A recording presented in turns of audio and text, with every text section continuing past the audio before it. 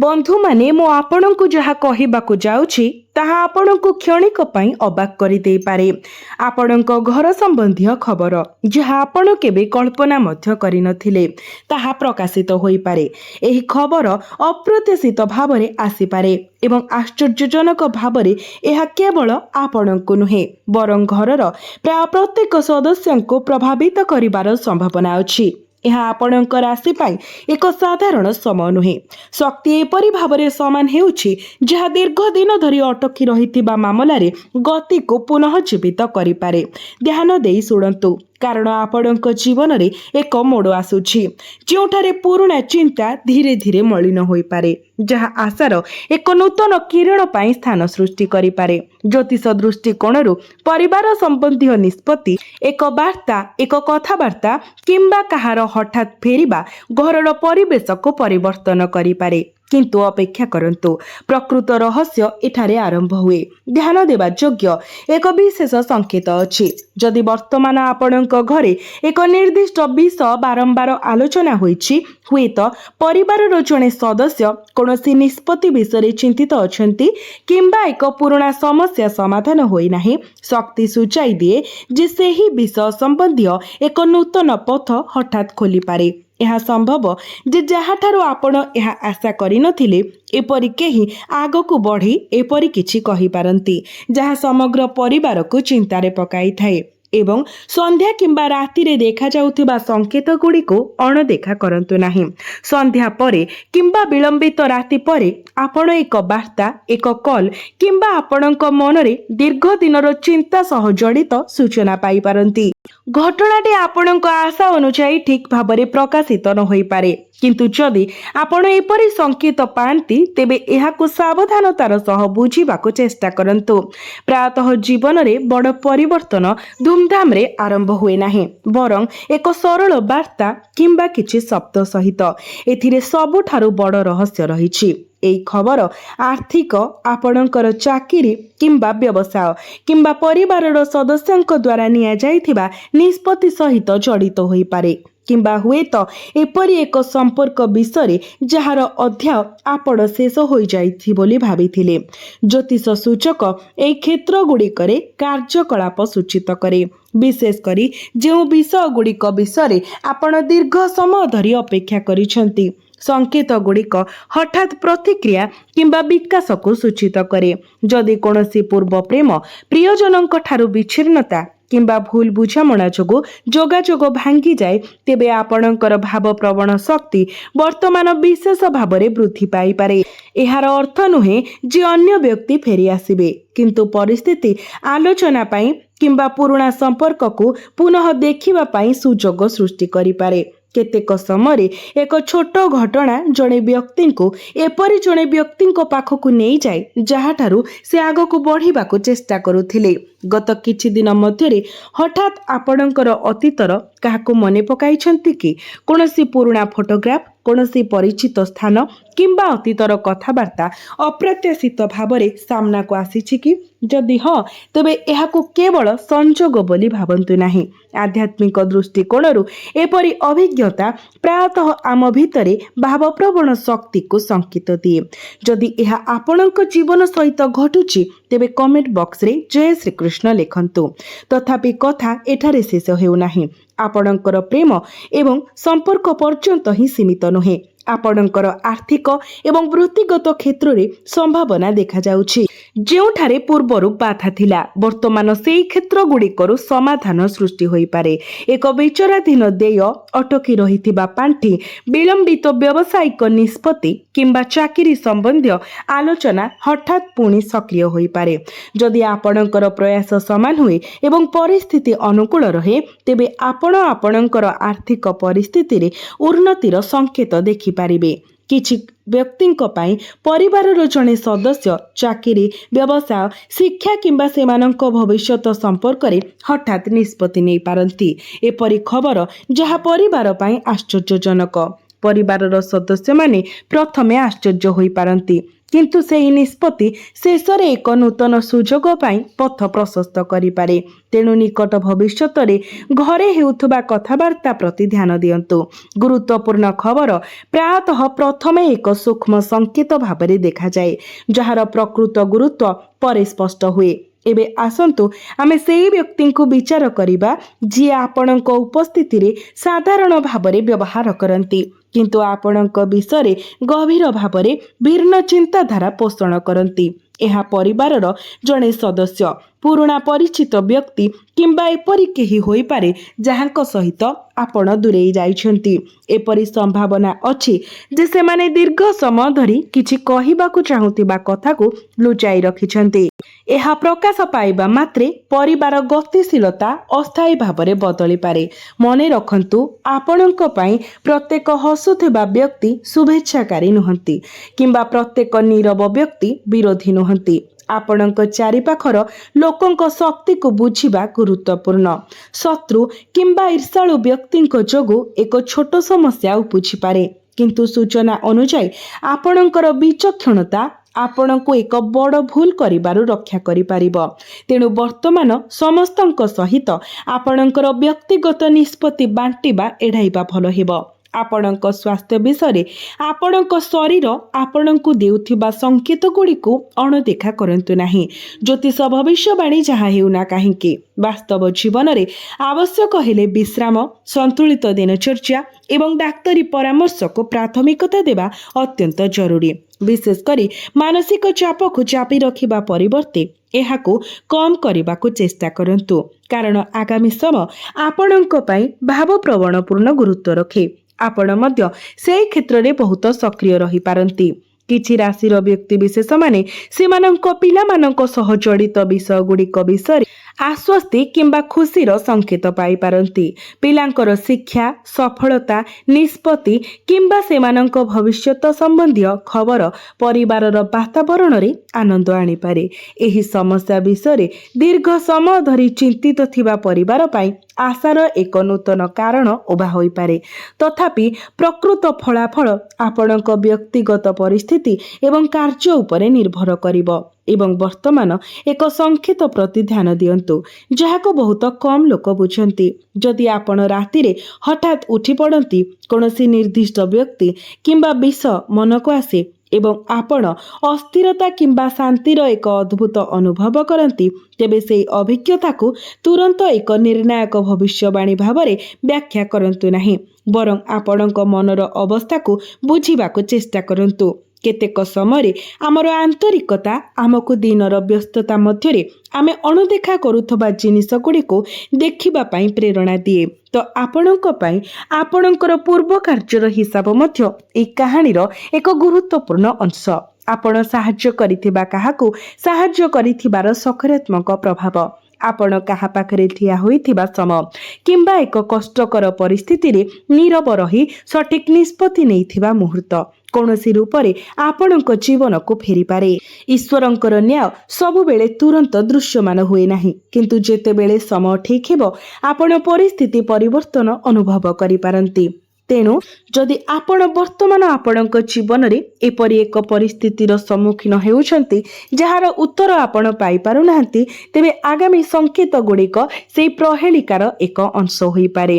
କିନ୍ତୁ ବନ୍ଧୁମାନେ, ସବୁଠାରୁ ଗୁରୁତ୍ୱପୂର୍ଣ୍ଣ କଥା ଏପର୍ଯ୍ୟନ୍ତ ଆସିବାକୁ ବାକି ଅଛି। ଯେଉଁ ଖବର ଆସିବାର ସମ୍ଭାବନା ଅଛି ତାହା କେବଳ ଘରୋଇ ସୁଖ ବିଷୟରେ ନୁହେଁ, ଏହା ଏକ ନିର୍ଦ୍ଦିଷ୍ଟ ବ୍ୟକ୍ତି, ଏକ ଅତୀତର ନିଷ୍ପତ୍ତି ଏବଂ ପରିବାର ମଧ୍ୟରେ ଏପର୍ଯ୍ୟନ୍ତ ଲୁଚାଇ ରଖାଯାଇଥିବା ଏକ ବିଷୟ ସହ ଜଡ଼ିତ ହୋଇପାରେ। ଏବଂ ଯେତେବେଳେ ସେହି ବିଷୟର ଏକ ଛୋଟ ଅଂଶ ମଧ୍ୟ ପ୍ରକାଶ ପାଇବ, ଆପଣ ବୁଝିପାରିବେ ଯେ କିଛି ସମୟ ଧରି ପରିସ୍ଥିତି ସେହି ଦିଗରେ କାହିଁକି ଇଙ୍ଗିତ କରୁଛି। କିନ୍ତୁ ପ୍ରଶ୍ନ ରହିଯାଏ, ଏହି ଖବର କାହାଠାରୁ ଆସିପାରେ ଏବଂ ଏଥିରେ କ'ଣ ରହିବ ଯାହା ସମଗ୍ର ପରିବାରକୁ ଆଶ୍ଚର୍ଯ୍ୟ କରିପାରେ। କିଛି ସମୟ ଧରି ଆପଣଙ୍କ ପରିସ୍ଥିତିରେ ଯାହାର ସଂକେତ ସ୍ପଷ୍ଟ ଭାବରେ ଦେଖାଯାଉଛି ତାହା ଏବେ ପ୍ରକାଶ ପାଇବା ଆରମ୍ଭ ହୋଇଛି। ଆପଣଙ୍କର ଘର ସମ୍ପର୍କରେ ଯେଉଁ ଖବର ପ୍ରକାଶ ପାଇବାର ସମ୍ଭାବନା ଥିଲା, ତାହା କୌଣସି ଏକ ସାଧାରଣ ଘଟଣାରୁ ନୁହେଁ, ବରଂ ବିଭିନ୍ନ ଛୋଟ ପରିସ୍ଥିତିର ମିଶ୍ରଣରୁ ହୋଇପାରେ। ଏହା ସମ୍ଭବ ଯେ ଦୀର୍ଘ ଦିନ ଧରି ଚାଲିଥିବା ପାରିବାରିକ ଚିନ୍ତା ସମ୍ପର୍କରେ ସୂଚନା ହଠାତ୍ ସାମ୍ନାକୁ ଆସିପାରେ, ଯାହା ପରିବାରର ଦୃଷ୍ଟିକୋଣକୁ ସମ୍ପୂର୍ଣ୍ଣ ପରିବର୍ତ୍ତନ କରିଦେବ। ଆପଣ ଆପଣଙ୍କ ମନକୁ ଭାରାକ୍ରାନ୍ତ କରୁଥିବା ସମସ୍ୟାର ଏକ ସମ୍ଭାବ୍ୟ ସମାଧାନ ପାଇପାରନ୍ତି। ପ୍ରଥମେ ଆମେ ସେହି ବ୍ୟକ୍ତିଙ୍କୁ ସମ୍ବୋଧିତ କରିବା ଯିଏ ଆପଣଙ୍କ ପରିବାରରେ ଦିନ ଧରି ଆଲୋଚନାର ବିଷୟ ହୋଇଥିବେ। ଜ୍ୟୋତିଷ ସୂଚକ ସୂଚାଇଥାଏ ଯେ ସେମାନଙ୍କ ସମ୍ପର୍କରେ ଏକ ନିଷ୍ପତ୍ତି, ଏକ ବାର୍ତ୍ତା କିମ୍ବା ନୂତନ ସୂଚନା ଆସିବାର ସମ୍ଭାବନା ଅଛି। ଯଦି ଏହି ବ୍ୟକ୍ତି ଚାକିରି, ବ୍ୟବସାୟ, ବିବାହ କିମ୍ବା ଶିକ୍ଷା ଅନ୍ୟ କୌଣସି ସହର ସହ ଜଡ଼ିତ, ତେବେ ସେହି ଚାରିପାଖରୁ ଆସୁଥିବା ଖବର ପରିବାର ମଧ୍ୟରେ ହଠାତ୍ ଉତ୍ସାହ ସୃଷ୍ଟି କରିପାରେ। ଯଦିଓ ଘଟଣାଟି ଆଶାନୁରୂପ ଭାବରେ ପ୍ରକାଶିତ ନ ହୋଇପାରେ, ପରିସ୍ଥିତି ଏକ ସକାରାତ୍ମକ ପରିବର୍ତ୍ତନ ଆଡ଼କୁ ଗତି କରିପାରେ। ଆର୍ଥିକ ସମ୍ପର୍କିତ ଏକ ଅଟକି ରହିଥିବା ପଥ ମଧ୍ୟ ଖୋଲିବାର ସମ୍ଭାବନା ଅଛି। ବିଚାରାଧୀନ ଦେୟ, ବ୍ୟବସାୟିକ ଚୁକ୍ତି, ଚାକିରି ସମ୍ବନ୍ଧୀୟ ଲାଭ କିମ୍ବା ପରିବାରର ଆର୍ଥିକ ମାମଲା ଭଳି କ୍ଷେତ୍ରରେ ପ୍ରଗତି ଦେଖାଯାଇପାରେ। ଯଦି ଆପଣ ବର୍ତ୍ତମାନ ଅନୁଭବ କରୁଛନ୍ତି ଯେ ଆପଣଙ୍କ କଠିନ ପରିଶ୍ରମ କୌଣସି ଫଳ ଦେଉନାହିଁ, ତେବେ ପରିସ୍ଥିତି ଏବେ ଧୀରେ ଧୀରେ ସୁଧୁରିପାରେ। ତଥାପି ଏହି ସମୟରେ ଲୋଭରୁ ଏକ ବଡ଼ ଆର୍ଥିକ ବିପଦ ନେବା ବାଞ୍ଛନୀୟ ହେବ ନାହିଁ। ସଂକେତ ଗୁଡ଼ିକ ସୁଯୋଗ ଆଡ଼କୁ ଇଙ୍ଗିତ କରୁଛି। ଶୀଘ୍ର ପାଇଁ ଡାକ ନୁହେଁ। ଏବେ ହୃଦୟର ବିଷୟ ଗୁଡ଼ିକୁ ମୁହାଁଇଲେ କାହାଣୀ ଆହୁରି ଗଭୀର ହୁଏ। ଯଦି ଆପଣଙ୍କ ଜୀବନରେ ଏପରି କେହି ଅଛନ୍ତି ଯାହାଙ୍କ ସହିତ ଯୋଗାଯୋଗ ବନ୍ଦ ହୋଇଯାଇଛି, ସମ୍ପର୍କ ଅସମ୍ପୂର୍ଣ୍ଣ ରହିଯାଇଛି କିମ୍ବା ଭୁଲ ବୁଝାମଣା ଯୋଗୁଁ ଦୂରତା ବୃଦ୍ଧି ପାଇଛି, ତେବେ ଆପଣଙ୍କ ପ୍ରତି ସେମାନଙ୍କର ଭାବନା ପୁନର୍ବାର ଦେଖାଯାଇପାରେ। ସେମାନେ ଖୋଲାଖୋଲି ଭାବରେ ଏହି ଭାବନା ଗୁଡ଼ିକୁ ସ୍ୱୀକାର କରନ୍ତୁ କି ନ କରନ୍ତୁ, ପୁରୁଣା ସ୍ମୃତି ସେମାନଙ୍କ ଭିତରେ ଅସ୍ଥିରତାର ଭାବନା ସୃଷ୍ଟି କରିପାରେ। କୌଣସି ବାହାନାରେ ଏକ କଥାବାର୍ତ୍ତା ଖୋଲିପାରେ, କିନ୍ତୁ ଏକ ମୁହୂର୍ତ୍ତ ପାଇଁ ସ୍ଥଗିତ ରୁହନ୍ତୁ। ଯଦି ଆପଣ ଆଶା କରନ୍ତି ଯେ ସେହି ବ୍ୟକ୍ତି ହଠାତ୍ ଦେଖାଦେବେ ଏବଂ ସବୁକିଛି ଖୋଲାରେ ରଖିବେ, ତେବେ ନିଶ୍ଚିତ ଭାବରେ ଏପରି ଧରିବା ମୂର୍ଖତା ହେବ ନାହିଁ। ଶକ୍ତି କେବଳ ସମ୍ଭାବନାକୁ ଇଙ୍ଗିତ କରେ। କେତେକ ସମୟରେ ଏହା ସଂକ୍ଳାପ ହିଁ ଫେରିଥାଏ। ଆବଶ୍ୟକ ନୁହେଁ ଯେ ବ୍ୟକ୍ତି କେତେକ ସମୟରେ ଏକ ବାର୍ତ୍ତା ଆସେ।